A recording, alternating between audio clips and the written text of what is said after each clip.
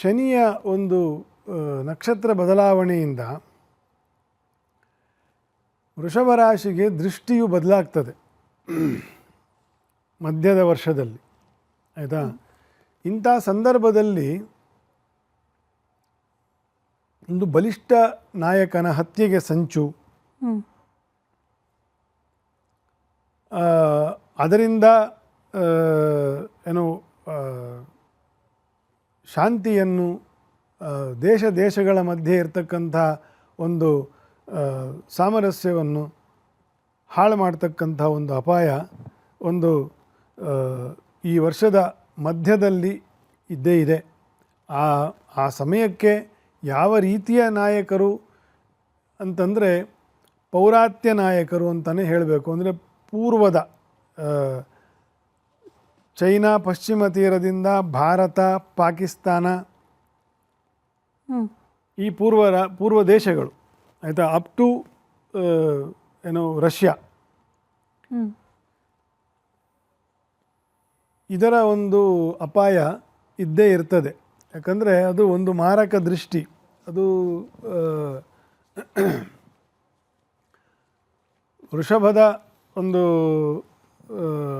ನಕ್ಷತ್ರ ಭೇದವೂ ಕೂಡ ಆಗ್ತಕ್ಕಂಥದ್ದು. ಅಲ್ಲಿ ಉಚ್ಚದಲ್ಲಿ ರವಿ ಬದಲಾವಣೆಯಾಗಿ ಅದನ್ನು ಎಂಥದ್ದು ಮೃಗಶಿರ ನಕ್ಷತ್ರಕ್ಕೆ ಬದಲಾವಣೆ ಆಗ್ತಕ್ಕಂಥದ್ದು ಕಿರಣಗಳು, ಅದನ್ನು ಕುಜ ಮತ್ತು ನಕ್ಷತ್ರ ಮತ್ತು ರವಿಯ ದ್ರೇಕ್ಕಾಣ ದೋಷಗಳು ಉಂಟಾಗ್ತಕ್ಕಂಥದ್ದು.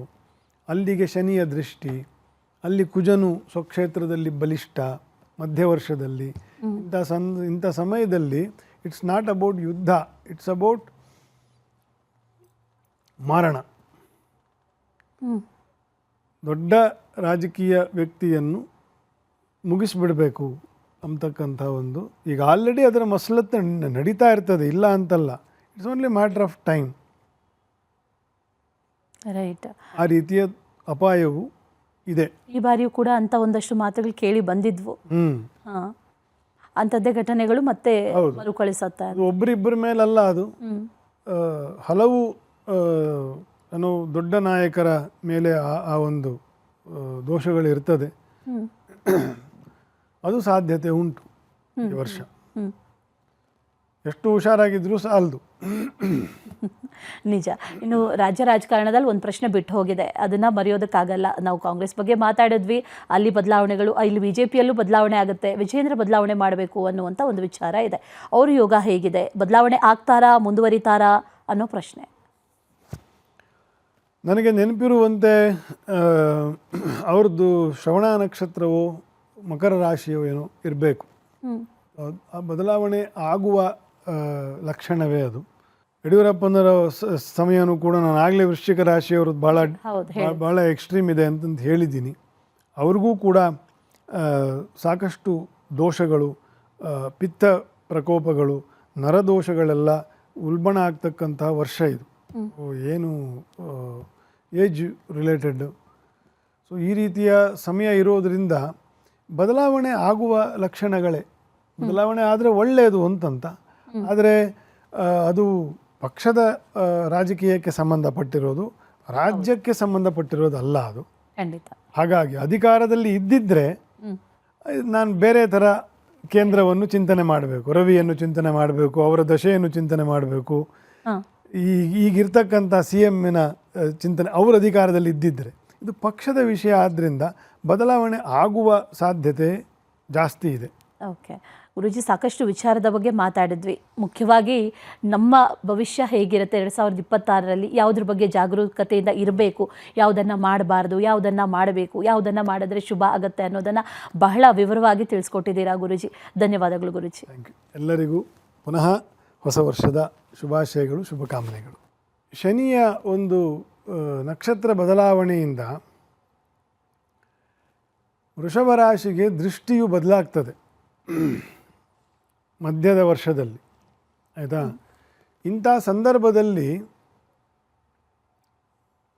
ಒಂದು ಬಲಿಷ್ಠ ನಾಯಕನ ಹತ್ಯೆಗೆ ಸಂಚು, ಅದರಿಂದ ಏನು ಶಾಂತಿಯನ್ನು, ದೇಶಗಳ ಮಧ್ಯೆ ಇರತಕ್ಕಂಥ ಒಂದು ಸಾಮರಸ್ಯವನ್ನು ಹಾಳು ಮಾಡ್ತಕ್ಕಂಥ ಒಂದು ಅಪಾಯ ಒಂದು ಈ ವರ್ಷದ ಮಧ್ಯದಲ್ಲಿ ಇದ್ದೇ ಇದೆ. ಆ ಸಮಯಕ್ಕೆ ಯಾವ ರೀತಿಯ ನಾಯಕರು ಅಂತಂದರೆ ಪೌರಾತ್ಯ ನಾಯಕರು ಅಂತಲೇ ಹೇಳಬೇಕು. ಅಂದರೆ ಪೂರ್ವದ ಚೈನಾ ಪಶ್ಚಿಮ ತೀರದಿಂದ ಭಾರತ, ಪಾಕಿಸ್ತಾನ, ಈ ಪೂರ್ವ ದೇಶಗಳು ಆಯಿತಾ, ಅಪ್ ಟು ರಷ್ಯಾ, ಇದರ ಒಂದು ಅಪಾಯ ಇದ್ದೇ ಇರ್ತದೆ. ಯಾಕಂದರೆ ಅದು ಒಂದು ಮಾರಕ ದೃಷ್ಟಿ. ಅದು ವೃಷಭದ ಒಂದು ನಕ್ಷತ್ರ ಭೇದವೂ ಕೂಡ ಆಗ್ತಕ್ಕಂಥದ್ದು. ಅಲ್ಲಿ ಉಚ್ಚದಲ್ಲಿ ರವಿ ಬದಲಾವಣೆಯಾಗಿ ಅದನ್ನು ಎಂಥದ್ದು ಮೃಗಶಿರ ನಕ್ಷತ್ರಕ್ಕೆ ಬದಲಾವಣೆ ಆಗ್ತಕ್ಕಂಥದ್ದು ಕಿರಣಗಳು. ಅದನ್ನು ಕುಜ ಮತ್ತು ನಕ್ಷತ್ರ ಮತ್ತು ರವಿಯ ದ್ರೇಕಾಣ ದೋಷಗಳು ಉಂಟಾಗ್ತಕ್ಕಂಥದ್ದು. ಅಲ್ಲಿಗೆ ಶನಿಯ ದೃಷ್ಟಿ, ಅಲ್ಲಿ ಕುಜನು ಸ್ವಕ್ಷೇತ್ರದಲ್ಲಿ ಬಲಿಷ್ಠ ಮಧ್ಯವರ್ಷದಲ್ಲಿ. ಇಂಥ ಸಮಯದಲ್ಲಿ ಇಟ್ಸ್ ನಾಟ್ ಅಬೌಟ್ ಯುದ್ಧ, ಇಟ್ಸ್ ಅಬೌಟ್ ಮಾರಣ. ದೊಡ್ಡ ರಾಜಕೀಯ ವ್ಯಕ್ತಿಯನ್ನು ಮುಗಿಸ್ಬಿಡಬೇಕು ಅಂತಕ್ಕಂಥ ಒಂದು, ಈಗ ಆಲ್ರೆಡಿ ಅದರ ಮಸಲತ್ತು ನಡೀತಾ ಇರ್ತದೆ, ಇಲ್ಲ ಅಂತಲ್ಲ. It's only matter of time. Right. ಆ ರೀತಿಯ ಅಪಾಯವು ಇದೆ. ಈ ಬಾರಿಯೂ ಕೂಡ ಅಂತ ಒಂದಷ್ಟು ಮಾತುಗಳು ಕೇಳಿ ಬಂದಿದ್ವು. ಅಂಥದ್ದೇ ಘಟನೆಗಳು ಮತ್ತೆ ಮರುಕಳಿಸುತ್ತಾ ಒಬ್ಬರಿಬ್ಬರ ಮೇಲಲ್ಲ, ಅದು ಹಲವು ದೊಡ್ಡ ನಾಯಕರ ಮೇಲೆ ಆ ಒಂದು ದೋಷಗಳು ಇರ್ತದೆ. ಅದು ಸಾಧ್ಯತೆ ಉಂಟು ಈ ವರ್ಷ. ಎಷ್ಟು ಹುಷಾರಾಗಿದ್ರೂ ಸಾಲದು. ನಿಜ. ಇನ್ನು ರಾಜ್ಯ ರಾಜಕಾರಣದಲ್ಲಿ ಒಂದು ಪ್ರಶ್ನೆ ಬಿಟ್ಟು ಹೋಗಿದೆ, ಅದನ್ನು ಮರೆಯೋದಕ್ಕಾಗಲ್ಲ. ನಾವು ಕಾಂಗ್ರೆಸ್ ಬಗ್ಗೆ ಮಾತಾಡಿದ್ವಿ, ಅಲ್ಲಿ ಬದಲಾವಣೆಗಳು, ಇಲ್ಲಿ BJPಯಲ್ಲೂ ಬದಲಾವಣೆ ಆಗುತ್ತೆ, ವಿಜೇಂದ್ರ ಬದಲಾವಣೆ ಮಾಡಬೇಕು ಅನ್ನುವಂಥ ಒಂದು ವಿಚಾರ ಇದೆ. ಅವ್ರ ಯೋಗ ಹೇಗಿದೆ? ಬದಲಾವಣೆ ಆಗ್ತಾರಾ, ಮುಂದುವರಿತಾರಾ ಅನ್ನೋ ಪ್ರಶ್ನೆ.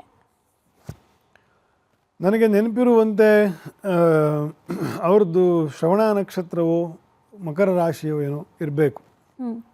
ಆ ಬದಲಾವಣೆ ಆಗುವ ಲಕ್ಷಣವೇ ಅದು. ಯಡಿಯೂರಪ್ಪನವರ ಸಮಯನೂ ಕೂಡ ನಾನು ಆಗಲೇ ವೃಶ್ಚಿಕ ರಾಶಿಯವ್ರದ್ದು ಭಾಳ ಎಕ್ಸ್ಟ್ರೀಮ್ ಇದೆ ಅಂತಂದು ಹೇಳಿದ್ದೀನಿ.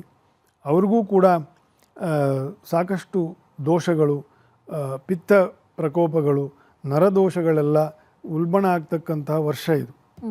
ಏನು ಏಜ್ ರಿಲೇಟೆಡ್. ಸೊ ಈ ರೀತಿಯ ಸಮಯ ಇರೋದರಿಂದ ಬದಲಾವಣೆ ಆಗುವ ಲಕ್ಷಣಗಳೇ. ಬದಲಾವಣೆ ಆದರೆ ಒಳ್ಳೆಯದು ಅಂತಂತ, ಆದರೆ ಅದು ಪಕ್ಷದ ರಾಜಕೀಯಕ್ಕೆ ಸಂಬಂಧಪಟ್ಟಿರೋದು, ರಾಜ್ಯಕ್ಕೆ ಸಂಬಂಧಪಟ್ಟಿರೋದಲ್ಲ ಅದು. ಖಂಡಿತ. ಹಾಗಾಗಿ ಅಧಿಕಾರದಲ್ಲಿ ಇದ್ದಿದ್ದರೆ ನಾನು ಬೇರೆ ಥರ ಕೇಂದ್ರವನ್ನು ಚಿಂತನೆ ಮಾಡಬೇಕು, ರವಿಯನ್ನು ಚಿಂತನೆ ಮಾಡಬೇಕು, ಅವರ ದಶೆಯನ್ನು ಚಿಂತನೆ ಮಾಡಬೇಕು. ಈಗಿರ್ತಕ್ಕಂಥ CMನ ಚಿಂತನೆ ಅವರ ಅಧಿಕಾರದಲ್ಲಿ ಇದ್ದಿದ್ದರೆ. ಇದು ಪಕ್ಷದ ವಿಷಯ ಆದ್ದರಿಂದ ಬದಲಾವಣೆ ಆಗುವ ಸಾಧ್ಯತೆ ಜಾಸ್ತಿ ಇದೆ. ಓಕೆ ಗುರೂಜಿ, ಸಾಕಷ್ಟು ವಿಚಾರದ ಬಗ್ಗೆ ಮಾತಾಡಿದ್ವಿ. ಮುಖ್ಯವಾಗಿ ನಮ್ಮ ಭವಿಷ್ಯ ಹೇಗಿರುತ್ತೆ 2026ರಲ್ಲಿ, ಯಾವುದ್ರ ಬಗ್ಗೆ ಜಾಗರೂಕತೆಯಿಂದ ಇರಬೇಕು, ಯಾವುದನ್ನು ಮಾಡಬಾರ್ದು, ಯಾವುದನ್ನು ಮಾಡಬೇಕು, ಯಾವುದನ್ನು ಮಾಡಿದ್ರೆ ಶುಭ ಆಗುತ್ತೆ ಅನ್ನೋದನ್ನು ಬಹಳ ವಿವರವಾಗಿ ತಿಳಿಸ್ಕೊಟ್ಟಿದ್ದೀರಾ ಗುರೂಜಿ. ಧನ್ಯವಾದಗಳು ಗುರೂಜಿ. Thank you. ಎಲ್ಲರಿಗೂ ಪುನಃ ಹೊಸ ವರ್ಷದ ಶುಭಾಶಯಗಳು, ಶುಭಕಾಮನೆಗಳು.